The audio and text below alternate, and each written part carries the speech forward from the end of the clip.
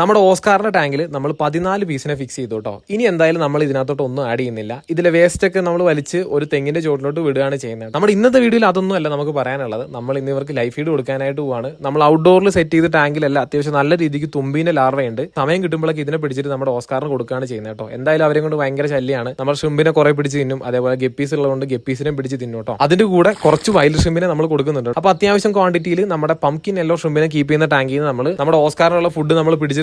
നമ്മുടെ ഇപ്പോഴത്തെ Oscar tank നമ്മുടെ വീടിന്റെ അടുത്ത് കുറച്ച് മാറിയിട്ടായതുകൊണ്ട് നമ്മളുമായിട്ടുള്ള ഇന്ററാക്ഷൻ നല്ല രീതിക്ക് കുറഞ്ഞിട്ടുണ്ട് കേട്ടോ. അതിന്റെ നല്ലപോലെ അറിയാനുണ്ട്. നമ്മൾ എപ്പോൾ ഫീഡ് കൊടുക്കാൻ വന്നിട്ടുണ്ടെങ്കിൽ ഒരു പേടിച്ച് വെള്ളത്തിന്റെ അടിയിലോട്ട് പോവാണ്. എന്തായാലും പയ്യെ പയ്യെ അത് റെഡി ആയിക്കോട്ടോ. എന്നാലും നമുക്ക് നോക്കാം. ഇന്ന് നമ്മുടെ കയ്യിൽ നിന്ന് ഫീഡ് എടുക്കുമെന്ന് ജസ്റ്റ് ഒന്ന് ട്രൈ ചെയ്ത് നോക്കാം. ഒരു 10-15 മിനിറ്റ് ഞാൻ ട്രൈ ചെയ്തു ഗൈസ്. ഒരു രക്ഷയില്ല, ഇവന്മാര് റെഡിയായി വരുന്നേ ഉള്ളൂ കേട്ടോ. എന്തായാലും ഇത്രയൊക്കെ ആയ സ്ഥിതിക്ക് നമ്മൾ ഈ ഒരു ഫുഡ് ഇങ്ങനെ തന്നെ ഒഴിച്ചങ്ങോട്ട് കൊടുക്കുകയാണ്. അവർ നല്ല രീതിക്ക് കഴിച്ചോട്ടെ. വരുന്ന വീഡിയോസിൽ ഇവരോട്ട് കുറച്ചുകൂടെ അടുത്തതിന് ശേഷം നല്ല രീതിക്ക് ഹാൻഡ് ഫീഡ് ചെയ്യുന്നത്. ഹാൻഡ് ഫീഡ് ഞാൻ ഉദ്ദേശിച്ചത് കയ്യിൽ നിന്ന് ഫീഡ് എടുക്കുന്ന രീതിയിലുള്ള വിഷ്വൽസ് ഞാൻ നിങ്ങൾക്ക് കാണിച്ചു തരുന്നതാണ്. ഒരു കാര്യം കൂടെ ഞാൻ പറയാൻ വിട്ടുപോയി. നമ്മൾ ഓസ്കാറിനെ സെയിൽ ഇല്ല കേട്ടോ. നമ്മൾ മെയിൻ ആയിട്ട് സെയിൽ ചെയ്യുന്ന ഓർണമെന്റ് ഷ്രിമ്പിനെയും അതേപോലെ തന്നെ ഗപ്പീസിനെ ചെയ്യാൻ പ്ലാൻ ഉണ്ട്. അതെന്തായാലും അപ്ഡേറ്റ് ചെയ്യാം കേട്ടോ. കഴിഞ്ഞ വീഡിയോയിൽ നമ്മൾ ഈ ഓസ്കാറിനെ എവിടുന്ന് മേടിച്ചെന്ന് ഞാൻ കറക്റ്റ് ആയിട്ട് മെൻഷൻ ചെയ്ത് പറഞ്ഞിട്ടുണ്ട്. നിങ്ങൾക്ക് ചാനലിൽ കയറി നോക്കി കഴിഞ്ഞാൽ ആളുടെ ഡീറ്റെയിൽസ് കാര്യങ്ങളെല്ലാം കിട്ടും. വേണമെങ്കിൽ താല്പര്യം ഉണ്ടെങ്കിൽ ആളുടെ കയ്യിൽ നിന്ന് മേടിക്കാം കേട്ടോ. നമ്മൾ ഓസ്കാറിനെയോ മോൺസ്റ്റർ ഫിഷിനെയോ ഒന്നിനെ സെയിൽ ചെയ്യാൻ പ്ലാൻ ഇല്ല.